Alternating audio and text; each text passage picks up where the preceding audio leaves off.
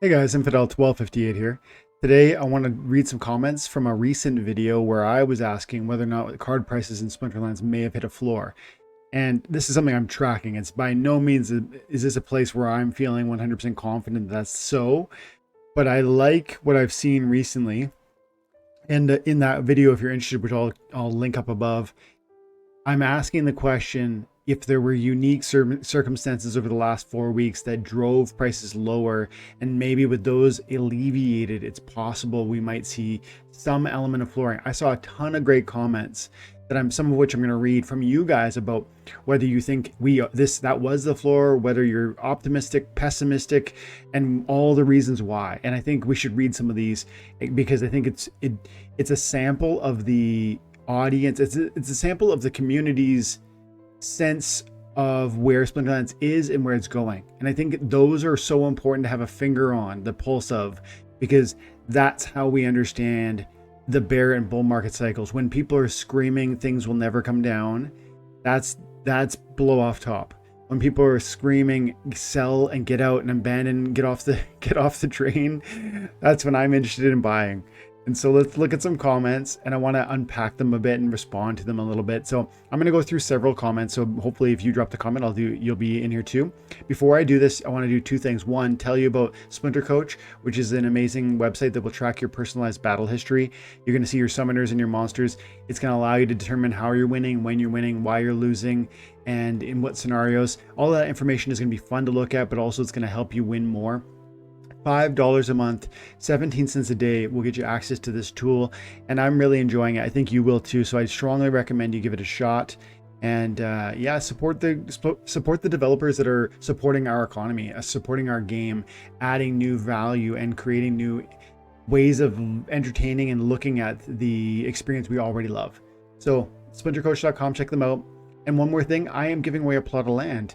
That plot of land will be given away to one of the people that either supported my channel over the last, I think, 3-4 months financially, either with, super stickers or a variety of different monthly contributions, whatever the case may be, financial contributions, or those who dropped comments that turned into videos in and of themselves. So as a thank you, I give you what I'm calling a raffle ticket, and soon, actually probably next week, June 14th, 15th, I'm going to be doing a live event, and in that I will celebrate. I better do the 22nd because I've got something happening on the 17th. So I'll tell you guys later.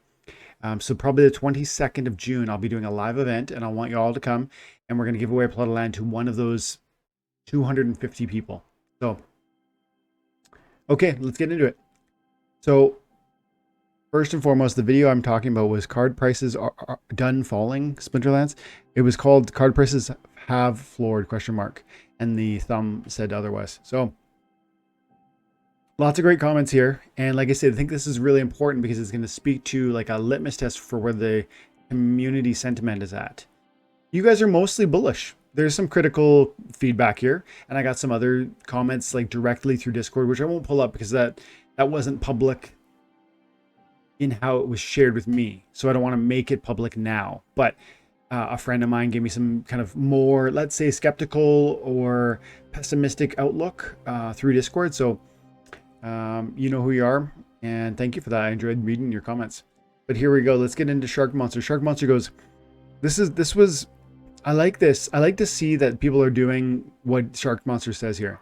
I keep a spreadsheet, and I have for years.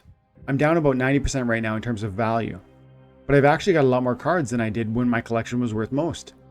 If that makes sense, it does. If prices go up to where they had been before, my collection would probably be worth even more than it was at the last high. I'm not certain we'll ever get back there. I'm not certain we'll ever get back to where we once were, but I do think prices will go up eventually, and I would love to buy back some of those old beta era cards that I sold in 2020. But there's just so much other stuff to buy in the game all the time now. If they get cheap enough, I might have to figure something out. I feel so much of what Shark Monster is saying here, but I want to highlight this idea of just tracking. And you know that I'm tracking. Well, maybe you don't, but I'm tracking the data of my cards, and I have been for about a month. I'm like once a week roughly. I'm tuning into my data prices using peak monsters, and I'll go over into my cards and I'll use certain filters to look at you know, specifically the cards that I own, and then you can categorize by alpha and then beta, etc. My alpha card prices listed, then your beta, etc. Just documenting that, and I'm actually doing it on Twitter so that you guys can follow along. I think it's important for this information to be known, not because Dwayne's deck is unique, but actually because it's almost certainly indicative of where everyone's at. Probably, mostly. Some of you are going to have only chaos cards. You're going to have a different experience than somebody who has a broad range of cards. But if you are like, I have a little bit of everything. And so I'm probably feeling something like you recently. In the last month, that would be about a 20 to 25% drop in card prices. And I think tracking the data is important. And with Shark Monster's comment, you know, him pointing out he's down 90%, he knows where he's at because he's tracked, and you should too. It's easy to open up an Excel spreadsheet and just throw the data in there. If not, go onto Twitter. First of all, if you're not on Twitter, sign up for Twitter. Follow me at Time and Attention. Let's talk about Splinterlands. Let's support Splinterlands, the team, actually, also, because they create content here, and we can re-steam, we can re-steam. We can retweet, and we can comment, and we can heart, because Splinterlands actually needs that sort of support, because we are an active community. We're live people. We can support and encourage and spread the word of the game that we're enjoying. So another reason, get on Twitter, but then use that as a tool where you can journal that sort of thing. Like I created my post right here, and I'm just going to repost every other week when I get more data. So I think it's deeply valuable. I also think, like he says here, this is the thing. And this is you've heard me maybe talk about, how do I call it? It's after a certain amount of time, what ends up happening with Splinterlands or games like this that are giving you trivial rewards on a daily basis, if those rewards that are accumulating in your portfolio appreciate in a meaningful way in the future, maybe big if, but if they appreciate, you have accumulated many of those assets, that there will be this explosion in your portfolio value, because you've accumulated, in Shark Monster saying it, he's got even more cards now than he did before, despite his value being much, much lower than it was at its peak. So yes, he says, if the prices return to where they were, and some will suggest they will never return there. I disagree. But if they return there, he's talking about massive multipliers. So I love the sentiment. There's a positive spin there. There's an outright declaration of significant loss, paper loss, but there's a confidence in where he's at, and that's what I'm feeling, Shark. So thanks, man. And Richard said, he coming in on the Zyriel card. I think Zyriel was not strong enough to tempt people to buy it. Promo cards should be meta defining. Yeah, I think I probably agree, but I want to focus in on this one here. Carlos said, most likely price has gone down to people selling old cards to raise funds to buy Rebellion cards in the upcoming bot ban. I think it's more like there's something here. Like, I think definitely the accounts have, the bots that have left have liquidated cards. That has pushed certain values lower. Simultaneously, people are selling resources in order to buy either Zyriel. Whether Zyriel was a success or not, still almost 5,000 units sold at $50 each. So that's not nothing. What is that, $25,000? Yeah, it's $25,000 US was spent on Zyriel. And that's from Splinterlands, money that went to Splinterlands, as I understand it. It is, right? The promo, I think so. I actually don't 100% know that, but $25,000 went, bought copies of Zyriel. It was 80,000 DEC or it was 40,000 DEC with X amount of vouchers. I forget how many. And it added up to about 50 or $60 per unit. So that's a lot of value. $25,000 went into that roughly. And if so, that's $25,000 that didn't go to other cards. And in many cases, people sold other assets, packs, cards, in order to get the Zyriels. I believe that's part of the picture. So I think I agree with you, Carlos. I'm not sure this one here. I do like Bulldog and Crypto Llama. I'm not sure what you're talking about. See, I've been going a bit. Okay, here we go. NC Charlie goes, I've been going a bit on a buying streak lately. Cards I never thought I could afford are in my price range now. Will these cards go back up? Time will tell, but my deck is enjoying these cards at the moment. I love this because I like this game. I think you do too. You're probably still here because first and foremost, you think Splinterlands is fun. And yes, you think there's an opportunity across a long time horizon. But first and foremost, you think it's fun. And so if you do, and if the cards that would make that entertainment more enjoyable become affordable because of a bear market, a prolonged bear market, then I say, make some strategic acquisitions, Maybe not everything. I think you'll never own everything. But yeah, I love it. There's cards out there that I want, and I am accumulating them. Let's read a few more. Tech Somji. This month, I put all my investments into SPS. I feel like we are closing in on the floor because SPS will soon be much more scarce. So I'm preparing for that. Oof. I don't agree with Keck here. And I love the name, by the way. So I'm preparing for that. Chaos Legion packs price also points to that. Also, cheapest cards are again 1C. Okay, so, well, first of all, the cheapest cards used to be half a penny. Half a penny. You could get... Just quickly, go over here to buy. Reward. So the cheapest cards right now, right there, like call that that's a penny. Like it's just shy of a penny, but $2 for 200 BCX. So a penny per. And they were the cheapest cards, including Heatsmith, were half a penny or less, like 1/3 of a penny. You would buy Heatsmiths max copies for $1.70, $1.60, and I bought lots of them for that price. So you're a little mistaken when you say that the cards have reached like their previous where they used to be. No, they're actually significantly higher than that. From half a penny to a full penny is a big difference. And then when you talk about SPS, I mean, dude, I love SPS. There's not enough of it. I want it. Give me more. But I don't agree with the confidence you're posting this idea of we're at the floor on SPS. I don't know that at all. In fact, like, I mean, we just pulled through 2 cents, right? We fell through 2 cents. I mean, I know very little about charts. All I'm saying is I won't expect SPS to go for a run until there's a broader crypto market bull run happening. Or once SPS is literally no longer in circulation, it's starting to be burnt through the flywheel. And neither of those realities seem imminent to me. I'm going to say that one more time. I expect SPS to go on a serious bull market run when the other coins in the cryptocurrency space go on a bull run. That's just the bull run that's coming. Or where the flywheel is actually effectively burning tons of SPS and we've stopped releasing more SPS. That's years away.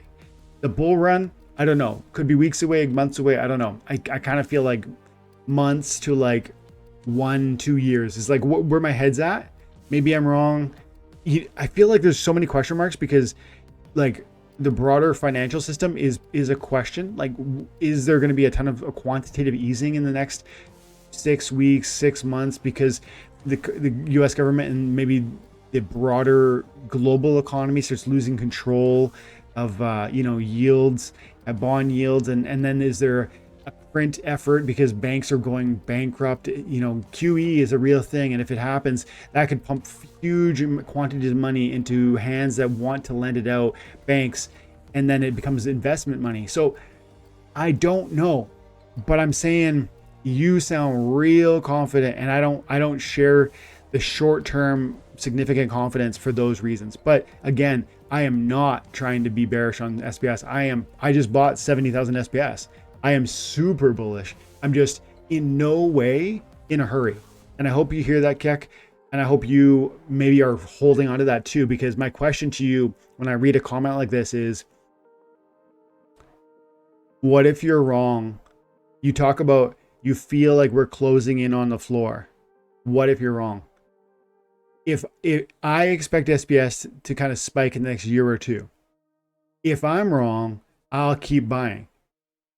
What if you're wrong? you got to wrestle with that. And I'm not sure I'm seeing, maybe you've thought that through. And if so, great. I'm just not sure I'm seeing it, or if I necessarily agree with the tone of this comment. Again, love SPS, but I'd rather have cards now and SPS. Let's do 2 more. Nathan. Okay, I think they will fall more when they ban the bots. I think there will be a lot of cards for sale when that happens, and hopefully go up and when LAN 1.5 comes out. Okay, so Nathan, a couple things. People often say, there's an expression, and I think it might be just a crypto expression, but maybe it's an equities expression too. They say, buy the rumor, sell the news. It means, and you take it with a grain of salt. This is a rule of thumb, not a law of nature. But the idea behind this saying is that, when you hear about something maybe happening, you can take action on that rumor if there's some sort of meat on the bones for the rumor. So buy the rumor in this example would have been like, sell your cards when bot banning in the Modern League was kind of first being discussed and approved. Now it's been approved, so it's not even a rumor anymore. It's just like waiting for it to happen. And it's almost then sell the news would be like the idea of, in this context, that would apply to like recognizing that the execution of the bot ban is actually less important than the rumor itself, the initial spark of idea. Because the initial spark of idea followed with it concerns about whether the game is going to survive. That was tied up in that conversation. Then players who love the game but want to bot, maybe panic selling, worrying about whether they can even enjoy their game anymore because they can no longer bot. So there was confusion, there was questions, there was uncertainty. That was tied up in the announcement or the quote unquote rumor. And now as we find clarity, we move into execution of the Modern League banning bots, which is I think a few weeks away or a couple months away or something like that. I think what you're going to see is that the ones who are going to leave already left. And so I'm of the mind that probably the worst of that portion of the pain is probably over, at least of the bot selling. That doesn't mean there's not other concerns with card prices. I'm not certain of a floor. I'm just saying I think that element of this conversation, in my mind, is probably less impactful moving forward than maybe you're alluding to. And then you finish up to positively. Hopefully they will go up when LAN 1.5 comes out. I think that's a reasonable, at least hypothesis. Even with this, it's like, I'm pretty sure that's going to drive significant card, let's say, supply reduction. And that should have an implication for card prices. I hope myself and our community is not expecting too much of LAN 1.5 to the point where we end up being disappointed. I think it's going to be heavily impactful. The question that I don't know the answer to is, of the 150,000 plots that exist, how many of them will be activated and farmed using cards? How many? And what proportion of those cards are going to be even close to max level? Do you know what I mean? If it's like 70,000 plots of land get activated and they're fully maximally farmed with high level cards, that is huge news. But if there's 10,000 plots of land that truly get activated and they're being used, maximally within the context of the cards that could be put there, and another 10 or 20,000 plots that are almost, inconsequentially resourced, right? Like picture 1 BCX common cards farming the land because the person doesn't own or doesn't want to put in other cards. That sort of impact would be frustrating and disappointing. I'm not predicting that sort of impact. I'm saying I don't know where we land here. I need to know. I wish there was a way to survey people and see who's activating and to what extent. It would almost be a great poll that I'd want to see Splinterlands, the team, launch on Twitter or something, and then we could have commenters just drive home. You'd probably only get a couple hundred responses, but that might be something of a an answer. Or maybe during one of the town halls, or maybe how about if anyone on the team is listening, Aggro said every other week they're going to do like the the community-led conversation, or whatever it was called. This could be a topic we broach, like just an informal conversation from those present, which is usually hundreds of people, I think, based on the views of those videos, and maybe more. And we get this informal like poll, like, do you own land and will you farm it maximally, yes or no? And that might even be just a comment that helps us better understand, because I'm wondering about how impactful land 1.5 is truly going to be. I'm hopeful, but you can't be sure. So anyways, Nathan, thanks for the comment. I am hopeful about land 1.5 too. And yeah, we'll leave it there. And we'll give the last word to, oh, you know what? We gotta show Mickey, and we also go Alistios. So Mickey goes, simple economics. Do you see the number of cards as whole falling or expanding? The number of cards as a whole will increase. I think as a whole, cards are inflationary, individually deflationary. So he's saying like certain cards will go down in their total supply because you're burning them, consolidating them to level them up. But there'll be new and newer and newer and newer cards that come into the marketplace through expansions, and those will represent a degree of inflation, which is true. And he says, I believe only the unique, rare, or overpowered cards will hold value long term. This part is, I gotta disagree. I just disagree. And I look to the old cards, and I look at alphas and betas, I look at promos, and you say, well, those ones are so rare. Okay, sure. But they're just as rare as some of the newer ones, as we recently were talking about, for instance, like legendary. Let's see. Let's look at the promos, for instance. The promos are a good example. So, oh sure, Constantia. No, look at Chain Golem, 4,600 copies. Zariel, 4,600 copies. That's an old card, an old promo card versus a brand new promo card. And so certain cards have low supply. Now, when we go into the reward cards and you look at the cards like Oceanus, sure, there's a crazy number of these. The question is, you're onto something. You're saying about the unique or the overpowered cards. Yes, that's totally a factor. The power nature and rating of a certain card will decide whether that price appreciates. Yes. But also what will help is the growth of the game. If we see an exponential increase in players, the old cards will go up in value. Full stop, period. But you might say it's unreasonable to presume, let's say a 5 or a 10 or a 20x of the player growth in the player base. I can't prove you wrong there, but I am hopeful and optimistic and confident that we could land there. So if we land there, we grow our player base by 5, 10, 20 times. I really, really think, like true humans, we're talking 5 times brings us into that like 200,000 players, 10, 500,000 true active accounts. I think you see crazy numbers on these old cards, but I can't prove it to you, not until we see the player base grow, if we see the player base grow. And let's go to the last word to Alistios. He goes, price for cards can keep going as low as they want, as I'm loading up on new cheap cards for land right now. And he goes, also the reason rewards are falling, in my opinion, is that many bot accounts might have decided to liquidate. Yeah, due to the anti-bot measures. It's sad to see our value dropping like crazy. I went from 16K worth of cards to about 9.5 in a month. Yep. On the other hand, I see a bright future and an incredible amount of positive change that is coming. And unless the market crashes like crazy from stuff that are outside of the game, I'm really bullish about the future of the game in the next 2 to 5 years. And these low numbers right now are not bothering me that much, knowing that in due time, DEC will go back up to peg. SPS will gain value from both SPS staking and the flywheel once it finally gets into play. And the land, if properly done, that's a big if, but I love how you phrase that.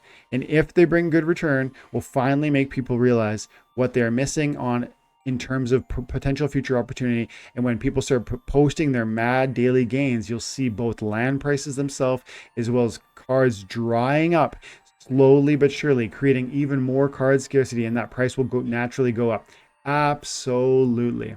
That's it, man. If the success that we see growing multiplies in the way we expect it to, then I think the writing's on the wall for the growth you're talking about. You gotta wrestle with that, every one of us. Is this a card floor? Is this a, the beginning of another leg down? I don't like that SPS fell below 2 cents, I'll tell you now. But I also am not in this for the short-term gains. This is a game that I'm enjoying and I believe in, and I'm going to be here for the long term. And I said, even before we left the bull market, that I knew a bear market would come. And when it did, people would be concerned about the end of Splinterlands. I think we've seen that sentiment. Today, there was much more optimism in those comments. I like that. That might be your tone alone. Even, was it Mickey? Even Mickey's tone was like, look, I think they're inflationary, and I get it. And he did a great job of justifying. But at the same time, even that was like not exactly a bearish comment. I gotta say, I like the bullish sentiment. I feel as though maybe those of us who are still here have gone through that crucible. We are like, maybe we're stronger for it. We'll see. We'll see in the coming days and weeks. The land 1.5 is going to be pivotal. It's going to be exciting to see what that looks like. The DC burn and watching that conclude has been really helpful. Even despite SPS falling, huge amount of DC goes gone. SPS lost 10% or so. So exciting and turbulent times. It's not over with. Fireworks ahead. Stick around, stay tuned, like and subscribe, and make sure you check out splintercoach.com. And give it a shot. $5 a month, 17 cents a day, a lot of entertainment and utility. Okay, guys, have an amazing day. God bless.